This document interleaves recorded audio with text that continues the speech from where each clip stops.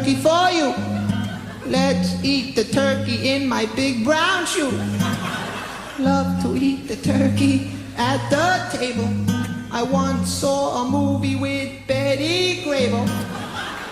Eat that turkey all night long. 50 million Elvis fans can't be wrong.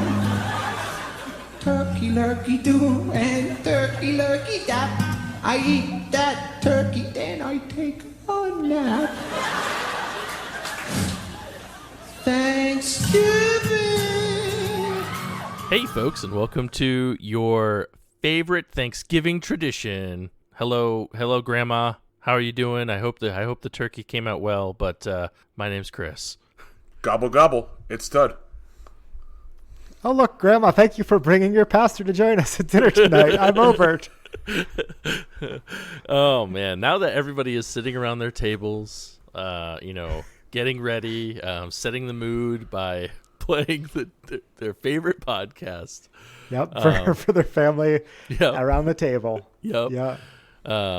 But yeah, I hope that the meal you are about to consume is well cooked and delicious.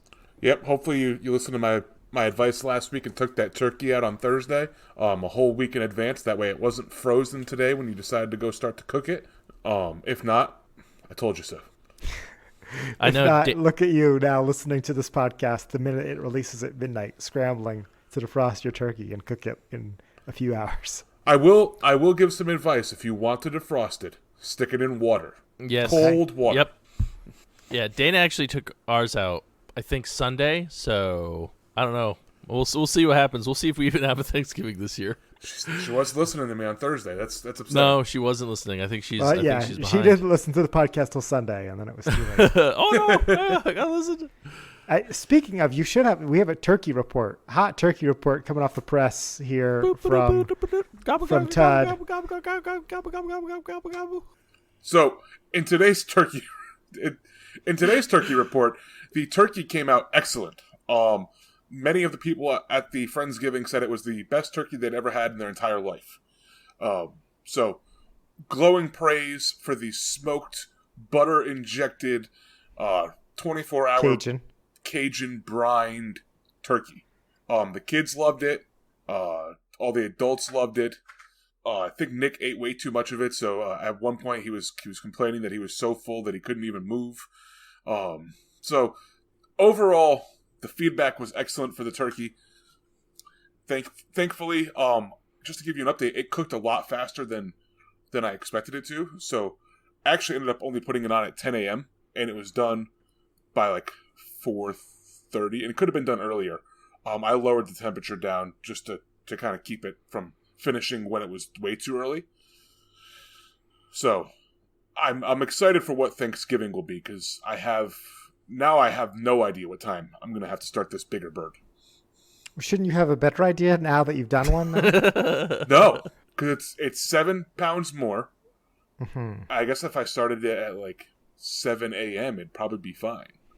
Yeah. Yeah, that's probably fine. It sounds like it was more of a happy accident than you knew it wasn't going to take that long because you put it on at 10 a.m. Yeah, well, I had an idea that it wasn't going to, like, I did more research and I had an idea it was going to be quicker than your standard turkey for some reason. So I knew it was going to happen, and I figured as long as it was done by 6 p.m., we were making good time. It's done at 4:30, so beat my expectations by an hour and a half. Nice. Well, thank you for that turkey report. Can't wait to hear one on the next episode too. We need I have to live vicariously through you. I'm not, not cooking a turkey this year, so no turkey. I mean, I'll be eating one. I just won't be the one cooking it. So. Okay. We need like the world news music that goes, dun dun dun dun dun dun dun, but with like gobbles instead of like. I mean, that was sort of what I was trying to do. Yeah. But it wasn't good. I'm sure there's something out there. We can get news turkey done in P3 or something like that. It's got to be. There's got to be something. Well, I'll tell you what I sure am thankful for this year, and that is delicious beer. Me too. I too am thankful for beer. Yeah. Tud is not thankful. Tud's a take it or leave it kind of opinions on beer. Yeah, if the mood fits. Shrug emoji. Ted has stronger opinions on milk than he does on beer. On milk? Yeah, you're like, I don't know. You always took me as like an almond milk kind of guy. Maybe a soy. I don't know. No, I like my milk to come out of animals. Okay. I don't want no coconut milk. I don't want no almond juice. Goat milk. Do you like goat milk? Goat cheese is good. I've never had goat milk, but goat cheese is delicious. Just yak milk for him. That's it. I've never had that. I would try that. Well, anyway, all this talk about yak milk sure makes me thirsty.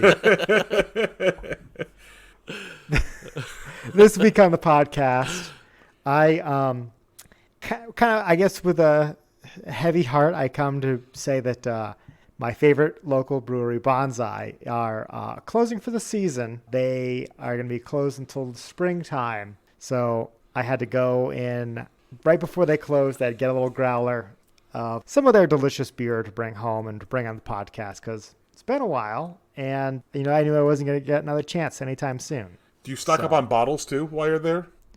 I did not. The winter? I always stock up on too much beer all the time anyway. So I was like, you know what? I'm just going to get what I know I'm going to drink. And then that'll be that. Cool.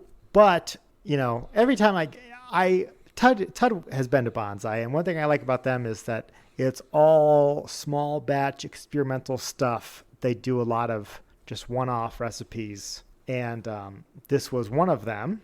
This is their debauchery. It is a black barley wine. It says here it's a black barley wine that got a little naughty after 20 months in bourbon barrels. Ooh. So, yeah, 8.5%. Wow. Okay. Yeah. All right. And a whole half growler of it. Whole half growler, I wish growlers stayed good for longer than several hours. I know. I almost got a growler today, but didn't because of that reason. It's like, I don't want a whole quart of this beer. I just want like one. I just want like 1 16-ounce portion. It's been a long time since I've had a growler, since pre-COVID. Yeah, a lot of places stopped doing them. Yeah, I took the growlers out of my car, so I never even think about it anymore. You don't hear them clanking around every left turn you take. That is true. It's nice. Yeah, what did you think of Bonsai when you went there, Todd? I thought it was awesome.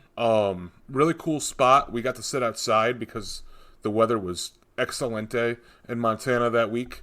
The beers are really cool. A lot of unique, different beers. One of my favorites had roses in it. Like it had some type of flower in it. Maybe That's rose, cool. maybe rose hips. I thought it was really unique. Cool vibe, and it definitely, looking when you're sitting out there and you're drinking your beer, staring at a mountain. It's a really cool ambiance to just take in while you're there. Yeah, I love their beer garden for sure. And it's one of the few places around here that I can bring popcorn to, sit outside, have a beer with the dog. So that's always nice. But I poured this black barley wine, and I definitely get the bourbon on the nose for sure. And, we were talking a little bit about this beer before the podcast, and I said it was bourbon barrel aged, and right away you think that's probably going to be a stout, especially after 20 months, and that was my kind of first thought too. But it's actually, like I said, it is that barley wine. So interesting to see how these two different flavors are going to meld together, and we'll see if it works out. It's beer 30, and I'm thirsty. I've been working like a dog all week long, so maybe something cold won't hurt me. 'Cause it's beer 30, and it's time to party. Yeah, baby! Yeah, baby. This is good. I like this one. This was, like I said, I was just there right before they closed. Their selection was dwindling. So I'm really happy that I selected this one because their barrel-aged stuff is always really good. And 20 months is a long time for beers to be resting in a bourbon barrel, too. It's not like the PBR whiskey that was aged for 6 seconds in a bourbon barrel. Just slides through it on its way to the bottle. Yep. Yeah. I'm actually very surprised at how mild the bourbon flavor is on this. It's not like punching you in the face with that like taste it on your breath, kind of burning in your throat bourbon. Right. I think I might attribute some of that to the fact that it is this barley wine style and not a heavier, darker beer like a stout or something like that. I know I always ask this question when you bring bourbon barreled beers from local places to the podcast, and you almost never have the answer. But I'll ask anyways. Do we know what type of bourbon barrel it was aged on? You know, I think a lot of the places around here get all of their bourbon barrels from Glacier Distillery. So their local whiskey, which now that I'm thinking about it, I've never seen a whiskey aged beer before, right? But it's got to be, I mean, is it just because bourbon barrel sounds nicer than whiskey barrel? I mean, you know, I have one behind me. Yeah? Yeah, Heavy Boots of Lead in rye whiskey, admittedly, but okay. I don't know if that makes a difference, but Yeah. But you're right. You know, you don't see them very often, if at all. Tud is our bourbon spurt of the pod. That is true. I Yes. think. The bourbon spurt. Sorry, And I didn't isn't- mean to step on any toes. Well, no, I was gonna say, isn't the only thing really that makes bourbon is that it's where it's made versus like you can have a bourbon style whiskey. No, what you can make bourbon. I mean, technically, it's supposed to be made in Bourbon County. It's where it gets the name from, out of Kentucky. But what makes bourbon is that it has to be over 50% corn. So it's if it's not over 50% corn or maize or whatever they want to call it, it's corn product. Then it is not considered a bourbon. It is considered then a whiskey. Oh, okay. I always thought corn whiskey was. I thought it was the other way around, but I will check real quick, but Tud's gonna fact check the bourbon differences, which we've talked about on earlier episodes. Mm-hmm. But meanwhile, I'm gonna tell you more about this beer. We didn't really talk about it. It is black as night. I'm holding it up. You can see Chris's reflection in the webcam. That's how black it is. It's like I'm staring into a mirror. It has a nice subtle sweetness, not the syrupy, caramelly, crystal malty sweetness you get from the stouts typically with a bourbon barrel aged. This has more of a lighter malt flavor. Maybe you'd find more in a barley wine, which is different, and I really enjoy it. So to just reiterate, to be bourbon, it is actually required by the federal government to have these 6 points in order to be qualified as bourbon. 1, it must be produced in the United States in its territories and or the District of Columbia. It must be made from a grain mixture that is at least 51% corn. It must be aged in new charred oak containers. It distilled no more than 160 proof. Entered into the container for aging at no more than 125 proof. And bottled at 80 proof or more. All those must allow it to be, or must be met in order for it to be considered a bourbon. Okay, so if it meets just some of those requirements, it'll be A whiskey. just general whiskey. Correct. Right. Okay. All that being said, whether this is whiskey barrels or true bourbon barrels, it is a very tasty beer, and I wish I could get more of it. You know, I was like, I had mixed feelings about bringing a beer to the podcast that, you know, I know people can't get anymore. But at the same time, we bring stuff all the time that's like years and years old. So Yeah. True. You know, It sounds delicious as a lover of barley wines. Like, just sounds like a solid all around beer. So, you know, now I'm very sad. You've given me the blues that I can't go to my local Bonsai Brewing, take a quick drive, and pick some up. I know, and I would send it to you, but the growler's already open, and it would be flat. Yeah, by the time it's it you know, got it's to just this whole thing. right? Yeah. Mail. You know. Obert, if you wanted more, you could go pull off the great bonsai robbery of 2021, and you could like sneak in and try to get a whole keg. Yeah, you know, I don't know. I know they were trying to, you know, going out of business style, drink the place down to get rid of their stores. I don't know if they have any left. They might have just finished off all the kegs. So There's only one way to find out. It's true. Imagine that shutting the doors party that they had with whatever was left in the kegs. Yeah, I How know. many pots were chugged? Yeah. Yeah, I was there. They closed on Sunday, and I was there on Saturday. It was definitely busy, but it wasn't as raucous as I was expecting, put it that way. And as we discussed in Montana, unless you have a separate license, all breweries have to close at 8 p.m. So it's like they can't get too carried away, unfortunately. That is Montana has a lot of weird drinking laws. They do. Yeah. We should do a thing where we talk about weird drinking laws from every state.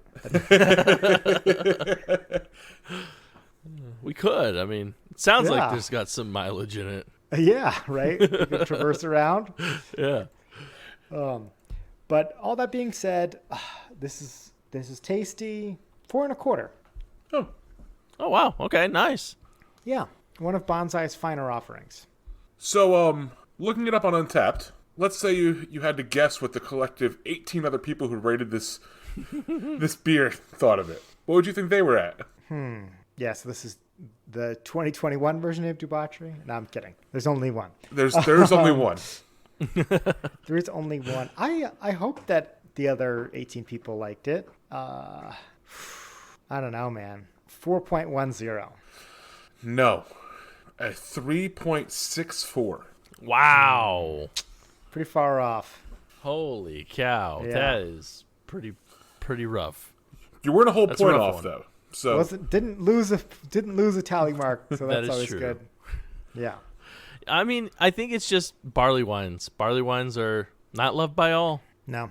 Who knows? Especially Maybe my opinion will Montanans. change as I slowly go through this episode, getting drunker and drunker, drinking this whole growler by myself. It's Maybe a I'll, 4.75. Yeah. Maybe I'll be joining them at the 3.6 number.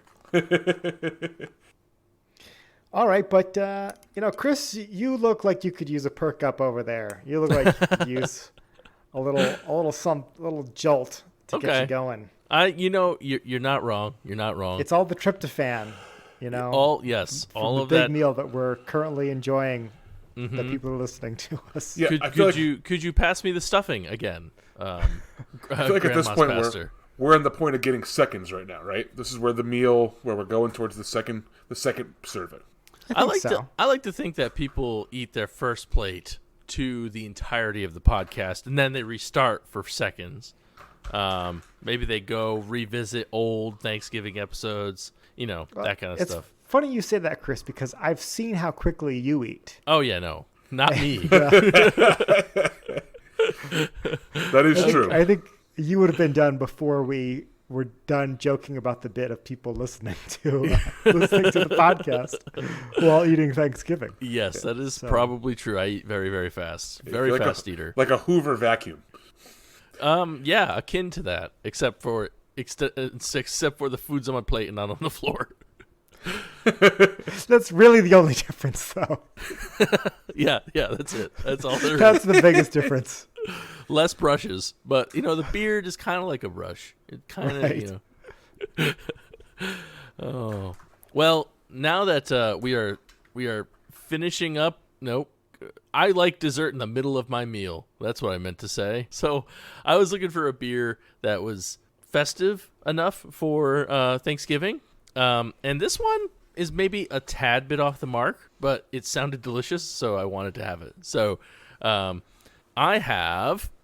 Now, just as a reminder, Chris, you can still drink your pumpkin beers on this episode. It's allowed. That is true. You have until we're done with until tonight. Tomorrow. You have till tomorrow. I know. Like, how many do you guys have to drink, by the way? I have a few that have to be done in this week. I did all mine on the podcast. Damn.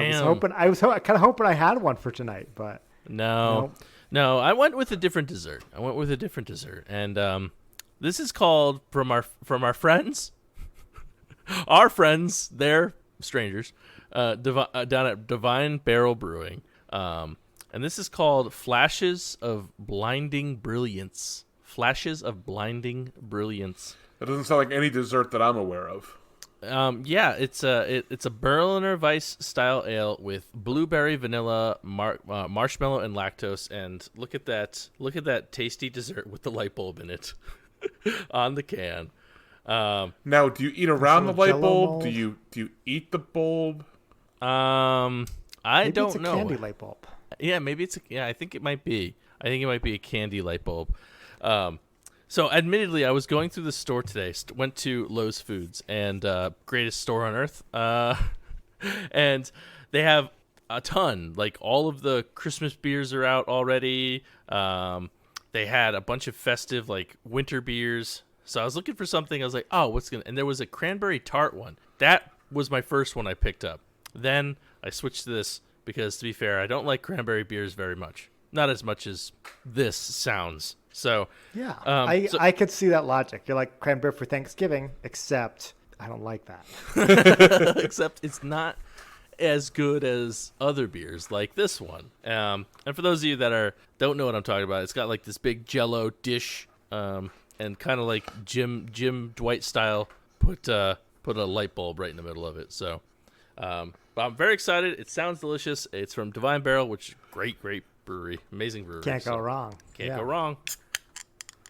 But there it is. She's cracked open and pour. Yeah, not a beer I would typically associate with Thanksgiving. You know, no, not with like a gelatin on the front. I don't really have Jello for Thanksgiving. Yeah, but it's like this is a special dessert. That's a special dessert. I don't know. Blueberry cobbler, but it's not. Blueberry marshmallow? I've never had a blueberry at Thanksgiving. Yeah, how often do you eat blueberries on Thanksgiving? Honestly, that's our main meal. We just bake a bunch of blueberries. House fistfuls of blueberries. It's a turkey. It's a turkey that's completely made up of blueberries. They just morph the blueberries in the shape of a turkey. What about Willy Wonka? Willy Wonka, isn't that like a Thanksgiving dinner that the girl eats the chewing gum and then turns into a blueberry? No, she eats it off of the conveyor belt line at the chocolate factory. No. But it's supposed to be like it's all like the flavors of the Thanksgiving meal. I thought it was Thanksgiving meal. Maybe the not. Everlasting gobstopper. Maybe it's a roast. Maybe it's a no. I'm going to do some research on this. I want to get to the bottom of this. Help me out, Willy Wonka author. Roald Dahl. I thought it was Roald Dahl, but I wasn't sure. I didn't want to say it on the podcast, so I just didn't. All right. Anyways, this is a delicious Thanksgiving treat that everybody has. The head disappeared like pretty immediately. So much like Thanksgiving leftovers. And the color is it's kind of like almost like a it's a darker orangey, not quite your vibrant like yellow orange that you're used to with some things. But here we go. Hopefully my Thanksgiving dessert is delicious. So let's find out. I like beer. It makes me a jolly good fellow. I like beer. It helps me unwind, and sometimes it makes me feel mellow. Makes him feel mellow. I like beer. Da-na-na-na makes me feel mellow. Makes me feel mellow. Do. Well, Kiwi, thank you for singing me in, despite the Colts just stomping the Bills yesterday, which I've already talked to her about. Anywho, this is extremely good. You think back to the Thanksgivings of the past, and your grandmammy comes in with her blueberry gelatin with a light bulb in it. Sets it down, with the light bulb in it. You're like, why do you do that, grandmammy? And she's like, oh, this is what happens. But it's very good. It's got a little bit, like I will say, it does have some sweetness to it, but it starts off a little bit sour. So you get some of the Berliner Weiss sourness. Then it picks up with some of the, like you get some blueberry and vanilla.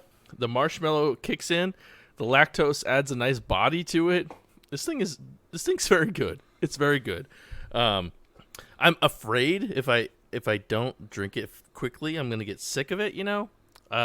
It's not overly sweet right now, but I have a feeling like if it warms up, it may get too sweet. I don't know how that how that temperature is gonna work out. But right now, ice cold out of the fridge, it's really, really good. I mean, not too terrible. It's not too sweet. It's not too sour. It's like a perfect mixture of starting off sour and ending on the sweet side. The blueberries, they're not overpowering. It's not like an overpowering blueberry. It's just enough like on the underside to like, whisk you into the flavor of the beer. And but it's really good. Very, very well. I mean, it's Divine Barrel. We know. We've all done this. They are a very good brewery. Mm-hmm. And yeah, I mean, it's definitely got some sweetness on the end where the marshmallow kicks in. But it is only 6% ABV, so not too bad. Well, there you go. Yeah, plenty of room after your Thanksgiving meal. Yeah, I mean it's like a solid beer all around. It's really good. I'm trying to like find something not great to say about it. I can't really pick out anything right now. Well, I'll tell you what. While you're thinking about something not great to say about it, I am on the rawdoll.fandom.com wiki. Uh-oh. And tell you what, they got a lot of good stuff on Violet Beauregard here. I love that. So we scroll down to the section called Violet's Endgame. And it says that in the novel, Wonka invented a gum that contained an entire 3-course dinner: tomato soup, roast beef with baked potato, and blueberry pie with ice cream. Okay. And then it looks like in the movie it's basically the same flavors too. But so, normal Thanksgiving meal. Yeah, tomato soup, of course. Tomato soup, a roast, and yeah, I mean, we all have that on Thanksgiving.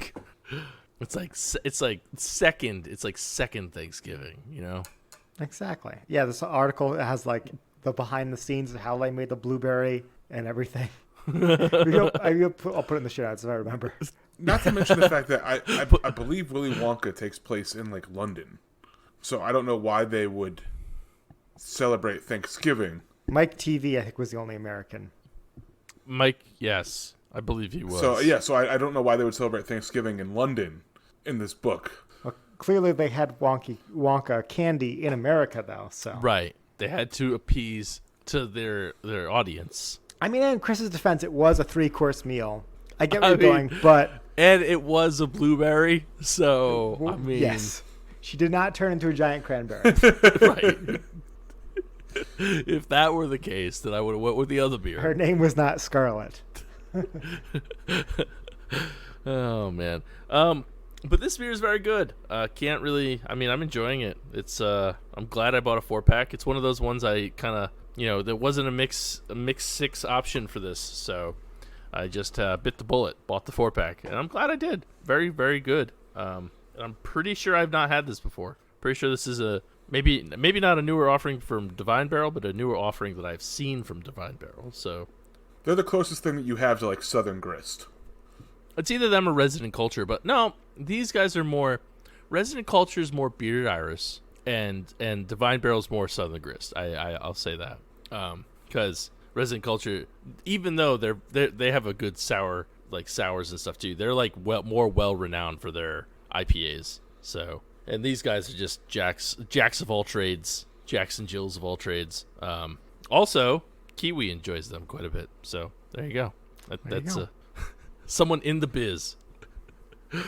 So I'm gonna give this a 4 1/4 as well. I really like it. It's very good. I can't maybe a little bit more of the blueberry would have pushed it up a little bit higher, but I mean I think it's for what it is. I think it's very well done. It's one of those things where it's like I don't know if we ever really talk about like this beer is very good, but it's not a 5 or 4.5. So it's like, is this the ceiling for this beer? Could anybody... beers can have ceilings. I think maybe that might be this might be the ceiling for the beer. I don't know if they can make a better one, but I also don't know if this isn't a 5. I don't understand the thought, or I don't understand the question or the thought. Like Chris is saying he can't imagine a blueberry marshmallow Berliner Weiss that gets the 5. Right. Over you know what I mean? He's saying that a beer of this style with these flavors and these ingredients, they executed it flawlessly, right? But that doesn't mean it's a 5. Yeah. The best Clamato in the world is not getting a 5 from me. But what if you could actually taste like the tomato and the clam and the the individual? I thought I wasn't. The individual I salt. wasn't sure if you were going. The individual salt particles and the heat. I wasn't sure if you were going with that or if you were going back to the tomato soup. I wasn't sure where this was. Yeah. Somebody's throwing the tomato and the clam in a blender in front of you. No. Untapped. So there's 444 Oh, check-ins. damn. I don't even want to check it in. Oh, man. 444. Divine Barrel's good. I can't imagine people are going to dislike this. 425, we already discussed, is the ceiling, so it's not going to be higher than that. You know what? We're going to go, in honor of the 4s, we're going to go 4.04. Oh, there you go. Pretty close. 4.11. Ah, okay. All right. Okay. Yeah. I'll take it. 0.07 off. I'll take it. Good enough to be on the board. On the board, for sure. Ober didn't even write his on the board. No, that did not earn. That was not board worthy. No, it was not. Okay, all right, I'll take that. I'm glad people liked it. It's averaging very close to its ceiling, which is amazing for it, really. But cool. Oh, all right. See, look, everybody enjoying it for Thanksgiving. But anyways, Tud, I think you're the Lone Ranger. That would be me. I'm looking at these reviews here, how I could be so far off with my beer review, and somebody gave it a 3.0. Too much bourbon for me. You can smell it. That's the point. I mean, with 19 reviews, formerly 18. A 3, yeah. A 3, Yeah. Todd hit the nail on the head. This is another one. Tough one to enjoy. Barley wine brew, not my jam. 1.75. That should just be thrown out. That's, yeah, right? Yeah. Well, I feel validated now that it was... This week, I have a beer that was left behind by Larissa, fan of the pod, this past week when she was here for Friendsgiving. And I figured since she'll never get an opportunity to drink it, I'm going to do the next best thing and I'm going to drink it. And as she's listening this week, she can imagine that she's drinking it. That's nice. That's really kind of you. I thought that was... That's like a nice thing to do for a friend. Yeah. Drink their beer and tell them about it. I felt like that was the right thing to do. They brought this sampler over from Sierra Nevada. So within the sampler... One of my favorites. Comes Torpedo, which we've all had. The Pale Ale, which we've all had. And then they had 2 other beers in there. One called Wonderland, which is a nectarine ale. And then one called Dankful IPA, a generously hoppy beer. And I figured that, given today, the day that you're listening to my voice, is a day to be thankful, I figured I would drink the Dankful IPA on the podcast. But I was extremely intrigued by the Wonderland Nectarine Ale. So I figured, why the hell not? I'll drink them both. It's Thanksgiving. You need both courses. By this point in time, most of you guys have, probably all been drinking since 8 a.m. anyways when you put the turkey in the oven. So, I want to join in with you guys. And so first, I'm going to, Ober, I'm going to leave it up to you. For Larissa, which one should I drink first? Well, Larissa. Correct. I think the Dankful is the main course and the Wonderland is like the dessert. Okay. If I was to kind of pick the 2 out. So we will go with the Dankful first.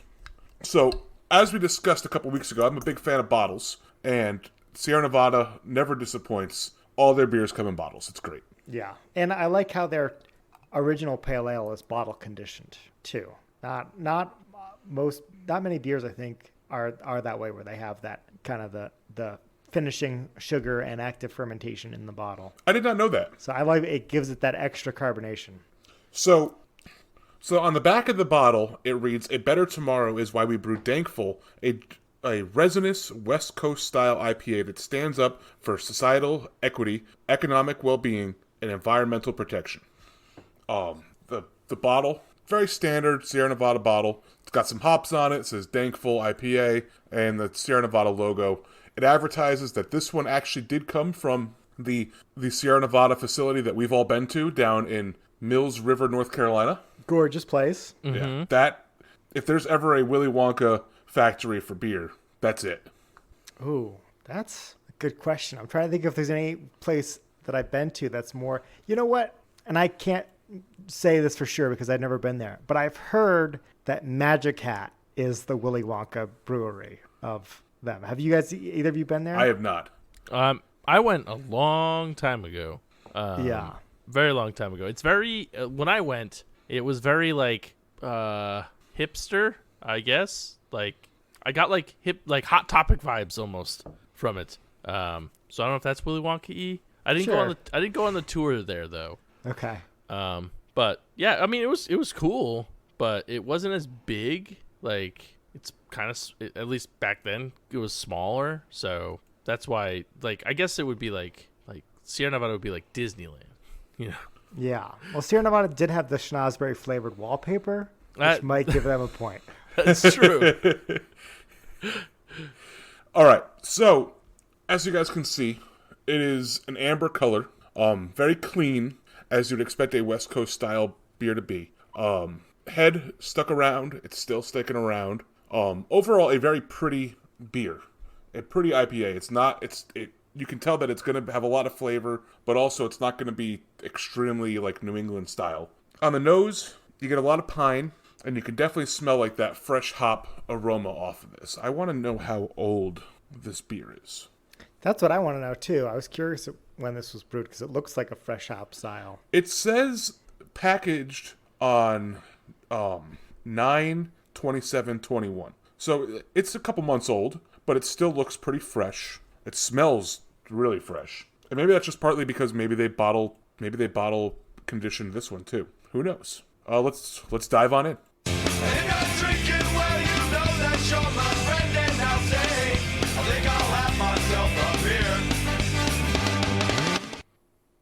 So this beer is I mean, they're right with the bottle, with the bottle explanation. It is very West Coasty.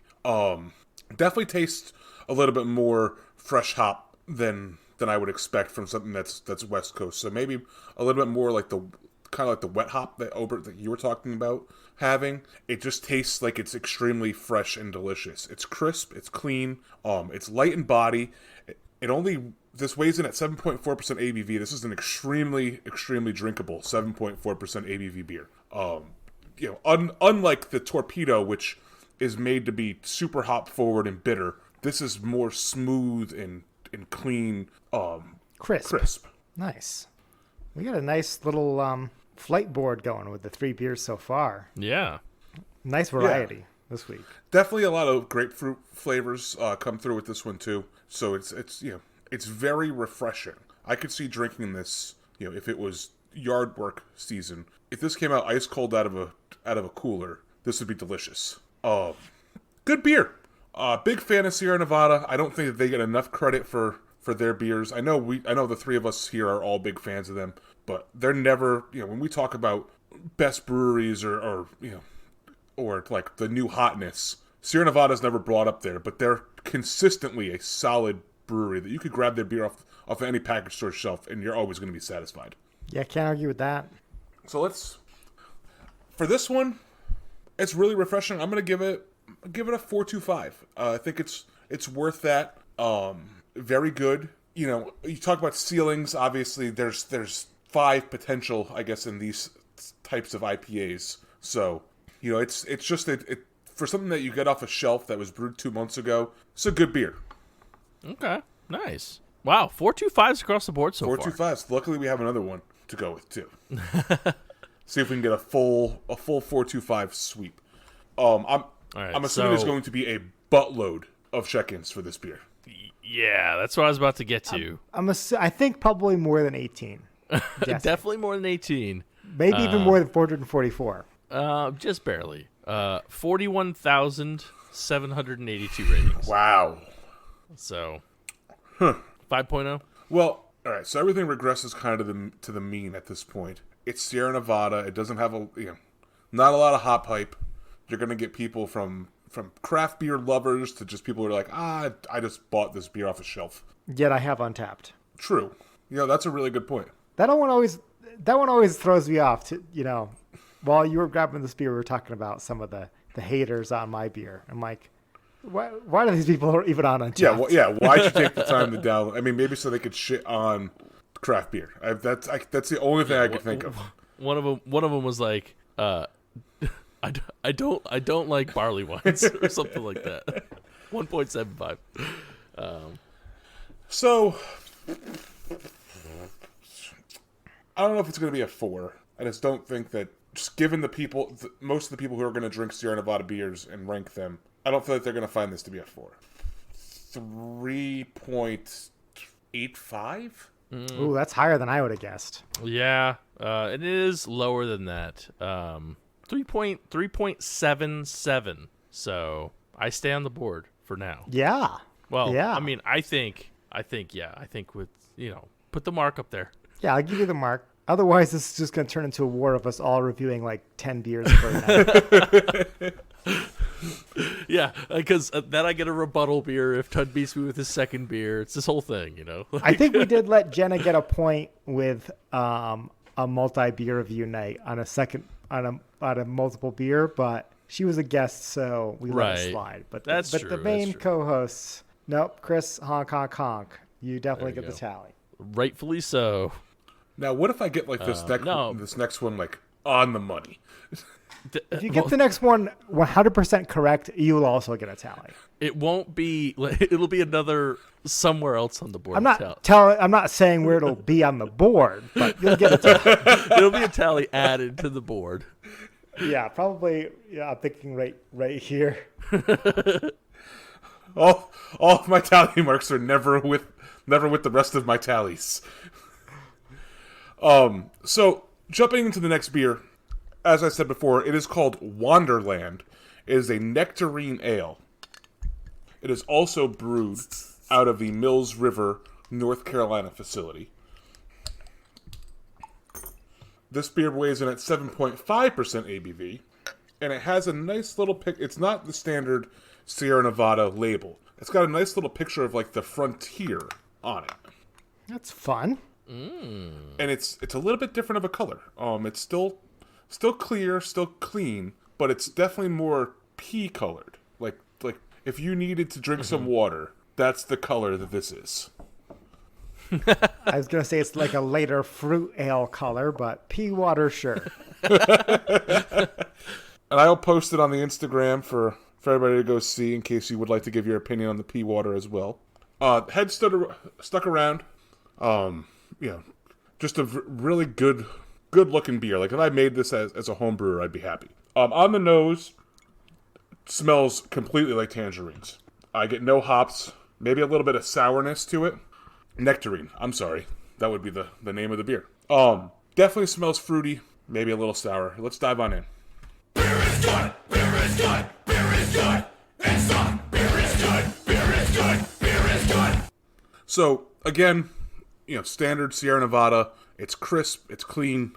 Really easy drinking. Coming in at 7.5%. Really doesn't taste a whole hell of a lot like it's 7.5%. If you would have told me that this is a 5% beer, completely would have agreed with you there.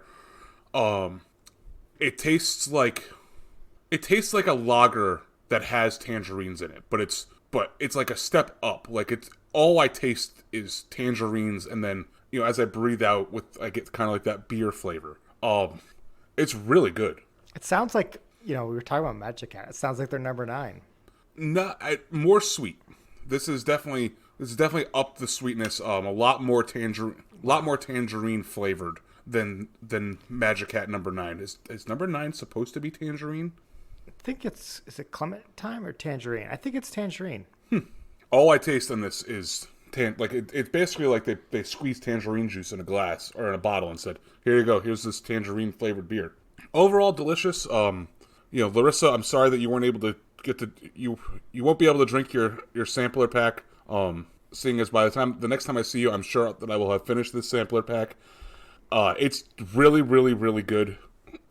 Maybe you'll go to the store and buy another one for yourself. I recommend that you do go out and buy another sampler pack like this, because these two beers, the two special beers in this sampler, were delicious.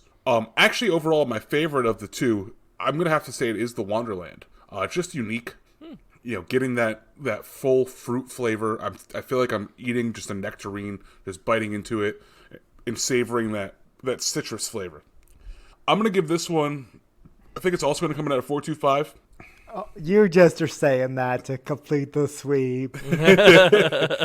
It probably borders on a little bit higher. Maybe like a 4.35 or a 4.4, but it's not a 4.5, so it has to stay at a 4.25. But this is a really good beer. Delicious. Another one that I could feel like I could drink on a summer day and feel completely refreshed by, but it weighs in at 7.5% ABV. That's a lot of alcohol. Oh, wow. That is a strong one. And it tastes like nothing. I mean, Chris, beer magic would be really easy to perform with this beer because it tastes like you're drinking fruit juice. That's deathly territory if I try to do that. There was once a day in a young beer dad's life where beer magic was done with whatever I had in the fridge. Not a great idea. Now this one is not nearly as popular as your last beer. So it's like more in range with what we had. Oh, okay. 27,143. No, we're getting closer. So, what do you think those million people thought? Again, I think it's got to be more. It's going to have to be below a 4. I just think that it's just too big, and it's just the same people who got this Dankful beer got this beer. So when they ranked them, they're tough. They're tough raters. So I'm going to just play it safe, and I'm going to say 3.75. And you would be 0.08 off again. It is a 3.67. That's bullshit. Those people. Yeah. So, well, I mean, I guess you got to think like those folks. They don't want a Kolsch. They want a IPA probably. I don't know. It's just funny. Like you were that close with both. Is that what they call this? Apparently, on Untapped is a Kolsch. That's what it says on Untapped. Yeah. Say it's it's listed as a Kolsch. Interesting. But yep, Kolsch style nectarine ale. So, but yeah. So there you go. I was forever destined to have 0.08 as my. Apparently that's it. That's it. So. And the average works out that way. I'm really shocked that this one's lower. I feel like for the non-beer drinker, they would think that this Wonderland was heads and tails above the Dankful IPA. Just because it doesn't taste anything like an IPA. There's no hop flavor to it. There's nothing. It's just fruit. Right. Well, but then I think Chris's point was you have to look at the Sierra Nevada fans and what the kind of beer they like. Right. Right. Or like not to overly psychoanalyze Untapped all that much, but no, it is worth saying. Let's dive in. I want to pick apart each of the 18 reviews of my beer. And, oh man, it didn't score very well from the 12 to 18 age bracket. I don't know why. Oh man, don't underage drink, folks. Before we go to handles, I wanted a quick article that I saw. We don't have to spend very long on it, but when we had Kiwi on the show, she was talking about how cans are hard to come by. This is throughout this whole conversation that's coming up. New article just came out, I think, on Saturday. It said that Ball, the company that manufactures basically every aluminum can out there, they're like the YYZ of cans. Mm-hmm. The YYZ of cans. Yeah, you know how every zipper is made by... No, it's not YYZ. That's the Rush song. YKK. That's what it is. Every zipper is made by YKK. Wait, there's only one maker of zippers? Yeah. Huh. I did not know that. I knew Ball. Ball because they, I've had to look at them in the past, and yeah, they're a big can manufacturer. They also, funnily enough, make space satellite lenses as well. I don't know how those two businesses mix, being a lens for satellites and a aluminum can maker, but that is their thing. They make like the best. Those are the two. And they're supposedly like the largest can manufacturer on the planet. Like they make like A+ rated cans and lenses and lenses. So I mean, they go on. Yeah. Well, so this is kind of the new news, Tud, is that they just changed the minimum order size for their cans. They bumped it up by 5 times the previous number. Oh, that's good. So and this is for their cans that have like the labels printed on them directly from the manufacturer. it says that their previous minimum order was 204,000 cans, and now it's 1,020,000. So, yeah. It's a big jump. Yeah, they say that's basically 5 truckloads going up from 1. Which That's is pretty crazy. wild. Yeah. So, moral of the story is just buy blank cans and stick your own label on it? Yeah, that's what I was going to say. I think what we're going to see more of going on is that the sticker can approach versus the printed cans, which, I mean, I don't know. We talk about the can art here a lot, and we're big fans of some of the cool stuff. I mean, if you check out our Instagram, we have lots of cool cans on there. But, I mean, it makes sense to do the sticker, but I'll be sad to see if some of my favorite beers have to change, or my favorite breweries, because obviously the big beers that they have millions of, I feel like there's no change to them. I feel like most of the cans I have in my fridge are sticker cans. Chris, it sounds like that's the direction they're going. Can you do us a favor and just like that is a sticker can. Yeah. If you open up your fridge right now behind you, are the majority of those cans printed, or are they sticker cans?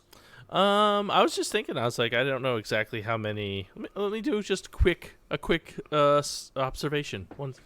I'm noticing it more with the 12-ounce cans versus the 16. So the 12-ounce cans are more likely to be printed on. So like, I mean, the hairless dog was some, and then what were some of the other, like Bud Light? There was a seltzer that it was kind of like a full sleeve though, more so than, but. As far as the 16-ounce cans, there wasn't not a ton in there. So, I mean, even thinking off the top of my head, the only ones that come to mind, I'm sure there's other ones, but like Treehouse, they have printed cans. That one came to my mind. Right.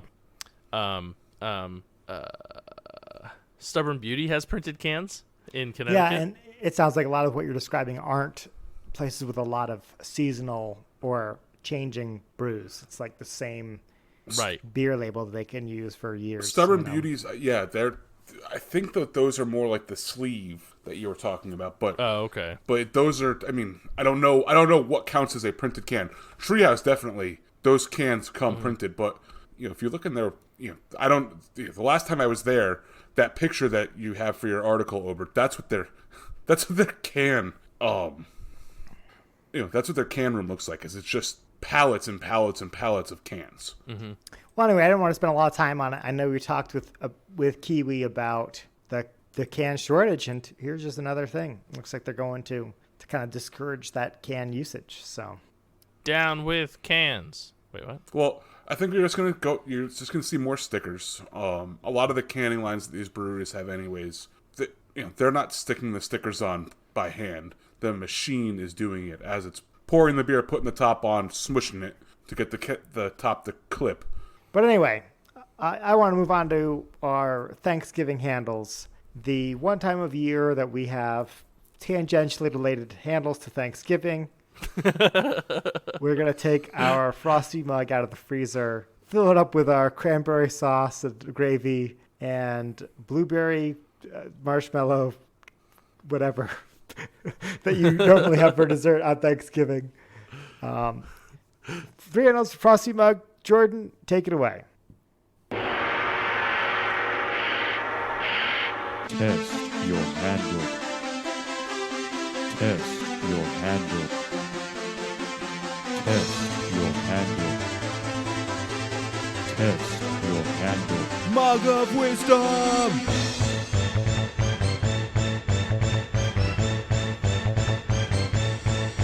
Drink.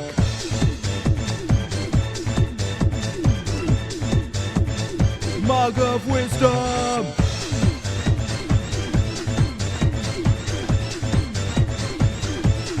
Finish that bravado.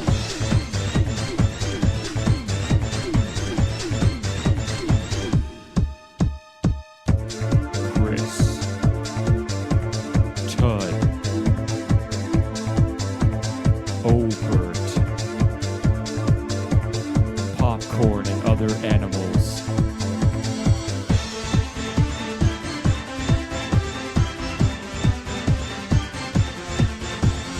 Mug of wisdom! All right, Jordan, thank you. As always, Wreck My Podcast. Find out what he's thankful for over there today. Listen to him while you're sleeping on the couch, napping off this big meal. Just put him up after us. So, but Chris, honk, honk, honk, gatekeeper of the people. That's keeping right. that gate. You did it this week. I did it. Finally. You got it. You were on a bit of a cold streak. I was in a drought. I was in a drought. Yeah.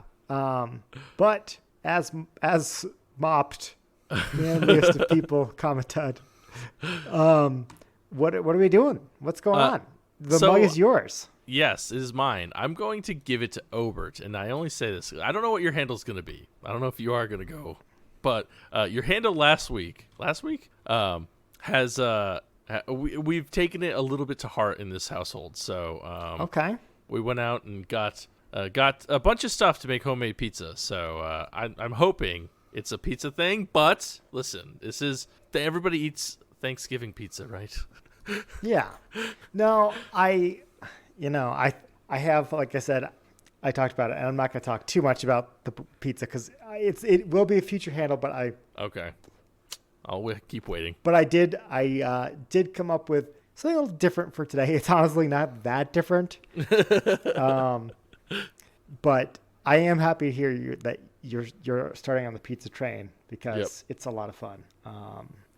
So my handle this year for Thanksgiving, not the most Thanksgiving-y handle I've done. I think I did the carving knife and I did Alice's Restaurant, both super Thanksgiving things. And this year, like I said, I'm not going to be as involved in the meal, which bums me out a little bit, but I am bringing an appetizer. And I will tell you, my handle this week is my appetizer, and it is a garlic and rosemary focaccia bread.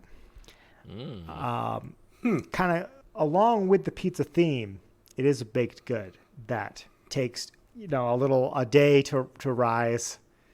And I love focaccia bread. The nice thing about this is that you could have it. It's not a Thanksgiving exclusive, so you can do this one. Bring this to your holiday party coming up in December. It's bulking month in December. You got to pack on the LPs. It's time to eat your focaccia bread. This recipe comes to us courtesy of hostthetoast.com. And one thing I liked about this one is it has a garlic confit. Confit, I think is the correct French pronunciation. Which is basically like when you take the garlic, you roast it in oil for like 2 hours. That's going to get the garlic nice and caramelized and soft. And you take that garlic and you press it into the focaccia dough. You basically take individual, not bulbs. What do you call the little pieces of garlic? Cloves. Yeah, you take the cloves of garlic that have been roasted in this oil. Nice pull. Put them in the bread, and you top it with rosemary, some sea salt, and when I'm going for Thanksgiving, we're having a charcuterie board. We're doing spinach and artichoke dip. This will be a perfect addition. Gonna make this. You need 24 hours to let the dough rise, and then pop it in the oven on Thanksgiving Day. Have that nice warm focaccia bread. I've talked about before. I'm getting more into. I do pretzels. I've been doing more into the baking stuff. One of these days, I'm gonna get a KitchenAid, but this is a no-knead recipe, which is nice. So I'm gonna put it in the show notes. But who doesn't love some nice filling carbs before your Thanksgiving meal? You want to really pack on the calories that day. Right. So this is it's going to be my contribution to Thanksgiving this year. So I wanted to make it my Thanksgiving contribution on the show for you guys as well. Sounds delicious. Yeah. It was one of those, you ever see like the recipe GIFs online where somebody's making a meal in 30 seconds and it's the quick cut video? Yeah. It was one of those that got me. I was like, okay, I gotta make this. So I gotta try this. Yeah. So that's what got me. That's how they get you. Okay. So Chris, who's going next? I think I'm gonna let Ted go. I'm gonna let Ted go next. Sure. So my handle this week, it's Thanksgiving, and that means that tomorrow is not Thanksgiving. But tomorrow is. That is true. That is true. You're onto something. It's one of those other 364 days where the day after is not Thanksgiving. But just because tomorrow is not Thanksgiving doesn't mean that it's no less of a special day. So tomorrow is the day of the yearly release of Bourbon County brand stout across the country from Goose Island. And so my handle this week is to remind you to go out tomorrow morning, 7 a.m., 8 a.m., after you're done doing all your late night shopping from places that open up at like 2 a.m., and to go buy some of this beer. But I did want to point out that the lineup this year seems to be a little, I guess I would say, interesting, but possibly lackluster as well. And so I wanted to read it off as my handle as well. So for the 2021 lineup. So this is so just to be clear, this is the press release from Goose Island about what their Bourbon County varieties are this year. Correct. What their flavors are for 2021. So they have the standard Goose Island Bourbon County Stout. They have a Goose Island Bourbon County Cherrywood Stout this year. They have a Reserve 150 Stout, which is aged for 1 year in Old Forester's 150th anniversary bourbon barrels to celebrate the anniversary of Old Forester's founding 150 years ago, or I guess now 151 years ago, because it's been in there for a whole year. That's what we needed for episode 151. There you go. They have the Double Barrel Toasted Barrel Stout, which was aged for a year in Elijah Craig small batch bourbon barrels and another year in Elijah Craig toasted bourbon barrels. They've got the Blanton Stout, which was aged in Blanton bourbon barrels. They've got the Classic Cola Stout. They couldn't partner with Coke on that one, I guess. So it says the actual... So are you going to buy all these varieties, Ted? I will... So most of the time I cannot find all of these. The normal ones, so like these and like the... Up until like the super hard to find ones, which is like the proprietor stout, you usually can find the day of, so I will probably look around and grab a bottle of each. This cola stout seems interesting though, because it says combining the refreshing nature of cola and picking up the flavor profile from a whiskey cola, they added a lime and orange juice and zest, plus coriander, cassia bark, nutmeg, brown sugar, and vanilla. That one seems interesting. That's the out of a lot going on. Out of all of the beers, that one seems like it's going to be the most interesting of these. Well, just to jump on that, if you ever look up, like, you know how Coke is a secret, it's like a top secret recipe. The people who've deconstructed it, that's basically what's in it. Is like those citrus fruits, the cassia bark, like those are kind of all the elements that go into Coke. Okay, so they're trying to go for Coke, right? Or Pepsi. Or RC Cola. So the other two are 14 Stout and Proprietor Stout, and both of those are Chicago-only releases. So I will have no chance of getting those at all. And it's kind of weird because Goose Island also has a brewery in Philadelphia, but they don't release those there. Just a quick refresher, Yeah, you talked about that last year, right? Like right on Thanksgiving or Christmas or something, right? Yeah. So just as a quick reminder, Goose Island is owned by Anheuser-Busch. The original founders of Goose Island are no longer involved with the company, except for the Bourbon County beers. It's the only beers that are still brewed by the original founders of Goose Island. Outside of all that, everything else that they release is all done by Anheuser-Busch. So that's why it's only a Chicago release, because they have no... they live in Chicago, they're from Chicago, the brewery is founded in Chicago, that's where it's from. They don't participate in the rest of what is now a massive beer company. Interesting. Well, I think it's fair to say that you are definitely the biggest Bourbon County fan on the pod, but I will definitely be picking up whatever 2021 variety I can get by me. I think just like the regular kind. I mean, we still have the store by me sells a lot of 2020 around. Yeah, I'll warn the listeners, look for the variants and buy those tomorrow. But like the ones that are just in like the black and white label, you should be able to find those. Now they produce so much of it. You should be able to find those for days, weeks, months, years beyond tomorrow. But like if you're interested in like the Cola Stout or the 150 Stout, those are ones that'll go quicker. The cherry wood probably will be around for a while. It's just the general standard flavors will exist for months. Unless you're in Chicago, then those proprietors and the 14 will sell out like that, because those still sell out incredibly fast. Well, there you go. Happy Thanksgiving. And Happy Black Friday. Yes, Happy Black Friday. and the reason that proprietor stout is so special is it's aged in Pappy Van Winkle barrels, which anybody who knows bourbon, that is like the hardest to find bourbon on the planet, and it's considered the best bourbon on the planet. And those beers are aged in there. I think they cost like $75 a bottle. So if we have any Chicago listeners who would like to go out and buy me a bottle and send it to me, I've never had it, and I would love to try it. So with that, I'm going to hand the mug off to Chris. Whoa. I get to choose who goes next. I think I'm going to hand it back to Obert for a second Thanksgiving second handle. I'm just going to keep giving it to Obert until he gives me the information I want.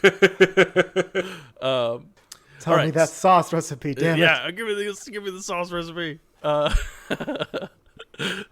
I think I'll go next. And I have something. Listen, I know we're all nearing the end of our meal, but oh my goodness, you forgot to heat up the apple pie or something. Or bake the apple pie or whatever. Apple pie. So recently we have invested in a new kitchen appliance, new to us. An apple pie baker? This is where I think this is going. Apple pie baker. No. It's part. You need this because commonly known as an you need oven. to heat up your apple pie really quickly. Microwave. It's like, I think it's pronounced like wave. You know, big waves, very small ones. But recently, our air fryer of a few years, French. many years, went and became a hazard to the house by never shutting off. It just, like, unless it was like unplugged or something, it would shut off. So we had to go up and upgrade, and upgrade we did. We went out and got ourselves an Instant Vortex Pro. Which is a fancy air fryer made by the same people that make Instant Pots, or the Instapot brand. This thing is basically just like, it's like a mini oven that sits on your counter, and you can do a bunch of crap in it. It's amazing. It's a convection oven, rotisserie, air fryer, roast, broil, bake, toast, reheat, and dehydrate. And it's the coolest. It's like the coolest kitchen gadget. We ended up getting one. I just dropped the link in the chat, and we'll put one in the show notes. It's actually on sale right now, which I'm like not super happy about because I paid more than this for it. But well, you can always return it and re-buy it. Yeah. So that's the one thing the store, like the buying story of this thing is insane. But I mean, the thing is really, really awesome. Like everything inside, like it comes with a basket that you can put stuff in, and it turns it all. You can cook a chicken in it. It's pretty cool. So it comes with a rotisserie. Yeah, it comes with a rotisserie, and it comes with a basket for the rotisserie, so you can put your tots in it, and then you don't have to shake your tots. They just flop around in there until they get all golden brown. I don't know. I use it every single day. We were using our air fryer a lot. And that's probably why I ended up going off the deep end. But we use it every day. You can use it to do a million different things. Like I use it to toast my bagel in the morning, and then to make tots, and it's really awesome. So use it on Thanksgiving right now. Tots for your You bagels. air fry your bagel? No, there's a toaster feature. You can toast. Just hit toast. This is like the next level toaster oven. It's like a toaster oven, air fryer. So my Instapot is mini. Actually, it functions both as a Instapot and an air fryer. So instead of you having an Instapot, you have a toaster oven and an air fryer. Yeah, sort of. Except it does other stuff, like I can broil and roast and dehydrate. Yeah, so it's a toaster oven. You can't dehydrate in a toaster oven. No, that's what you do with the air fryer, right? I don't think so. I don't know how to. No, I think you have to get like a dehydrator for that. Anyways, it can do a lot of things. It says 9 things in one. which is like so many things to put in one little device. So are you making fruit roll-ups then? No, I'm literally just making tots, pretty much. Well, but they're very good tots. Just a quick plug, Chris. Your recommendation last year. Well, I think between you and Todd, you were the reason I got my sister a air fryer for Christmas because you both had wonderful things to say about it. So I'm interested because I do have a toaster oven. I think this is kind of what this handle is for. It's like people who already have the counter space taken up by a toaster oven. Yeah. This is kind of like the same footprint, the same size profile, but it just does a lot more. Yeah, I mean, I will say the toaster ovens I've seen, it's taller. But I mean, you know, unless you're like a toaster oven's like in a tiny little nook, like a toaster oven nook. Yeah. I got plenty of space above my toaster oven. So. Yeah, you could definitely upgrade. There's got plenty of clearance there. Yeah. Oh yeah, get that thing out of there. I want the day to come where they can do a toaster oven, an air fryer, and the Instapot all in one. I don't know if it's possible. I don't know. I feel like think so. Pressure cooking in a toaster oven is probably not the smartest idea. But at a current state, toaster ovens, no. Right, no, but it's not a great idea. If we put Elon Musk on the job and he redesigned the toaster oven air fryer, listen, enough with the moon and shit. Yeah. Like, okay, let's focus on kitchen appliances. I want one fucking appliance on my counter, Elon. One. I want a microwave, Instapot, coffee maker, air fryer, coffee maker, everything. Yes. Well, I mean, think about it. Instapot, pressure cooks. You can make coffee like with pressure. You know. We're working on something here. Listen, we're making something happen. We just need, hopefully the person who owns Instapot is the second smartest man in the world, and he could figure out how to combine all three into one. There you go. All four, because I want that coffee maker. All four. We're getting it all. You know what you really, it sounds like you really need is the replicator from Star Trek. It's really the only way you're going to make this happen. I just don't want appliances like blender. Well, that's it. As a replicator, it's like anything. You could literally anything just comes out of there. Yeah, a blender. Need that too. We could throw a blender in there too. There we go. The all-in-one. The ultimate machine. But anyways, if you're looking to either upgrade an old defunct air fryer or maybe a toaster oven, I suggest it. They're not too crazy expensive, and yeah, we like I said, we get a ton of use out of it, and you can use it right now to heat up your apple pie. So you can impress grannies faster. Finally, raw to cooked apple pie in 60 seconds. just hit the apple pie button. So with that, we'd like to thank you all for listening. We'd like to thank the breweries who provided today's beers. I will thank Sierra Nevada for both their Dankful IPA and their wonderful Nectarine Ale.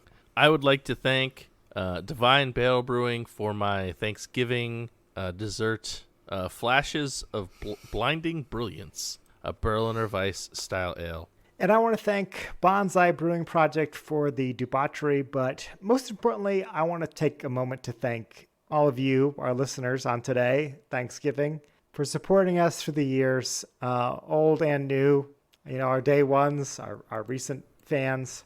We love doing this for you, and maybe take a moment to look around the people who you're celebrating your Thanksgiving dinner with, and be thankful for them celebrating the meal with you. A lot of people didn't get to do that last year, and just a quick reminder: look around and be thankful. Please make sure you head over to social media and follow us everywhere at DAWF Podcast. Also, make sure you follow the email at dawfpodcast@gmail.com.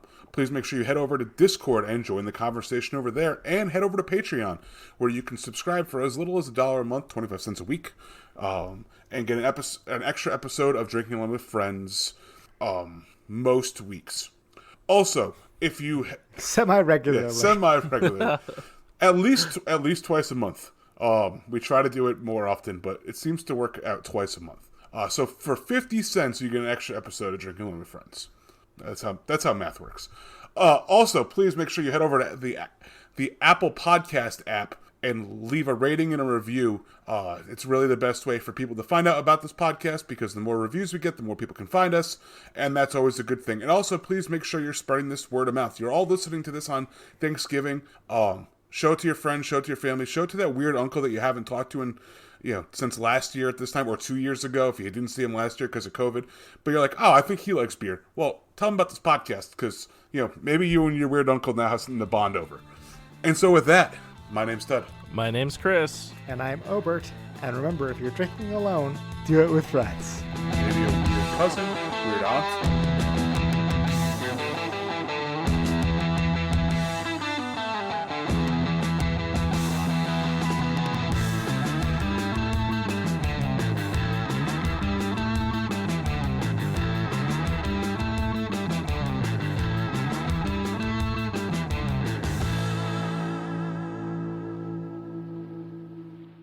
So this is episode 164.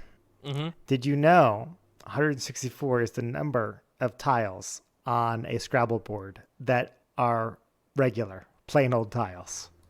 I did not know that. Like they're not double word, triple letter, whatever. It's just the regular tiles. There's 164 of them. How did you know that? I went to the Wikipedia article for 164. Oh. That was the most interesting fact on the whole article. And I wanted to save it for our true fans who listen all the way to the end.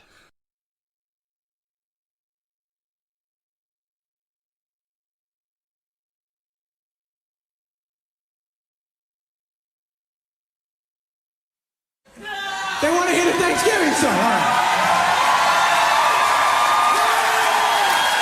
All right. This is a Thanksgiving song. I hope you enjoy it. Love to eat turkey.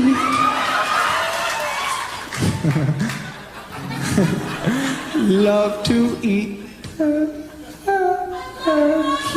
I love you. Love to eat turkey, 'cause it's good. Love to eat turkey like a good boy should, 'cause it's turkey to eat. So good. That clapping's messing my head up, man. I appreciate it. But I was trying to think of the next line. I'm like, all I hear is clapping. Here we go. Thanks anyways. Turkey for me, turkey for you. Let's eat the turkey in my big brown shoe. Love to eat the turkey at the table. I once saw a movie with Betty Grable. Eat that turkey all night long. 50 million Elvis fans can't be wrong. Turkey lurkey do and turkey lurkey dap. I eat that turkey, then I take a nap. Thanksgiving is a special night. Jimmy Walker used to say dynamite. That's right. Turkey with gravy and cranberry. Can't believe the Mets traded Darryl Strawberry. Turkey for you and turkey for me. Can't believe Tyson gave that girl BD.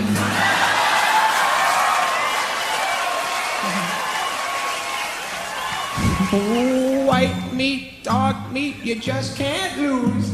I fell off my moped and I got a bruise. Turkey in the oven and the buns in the toaster.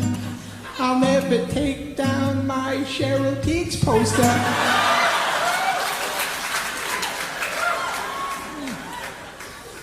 Wrap the turkey up in aluminum foil. My brother likes to masturbate with baby oil. Turkey and sweet potato pie. Sammy Davis Jr. only had one eye.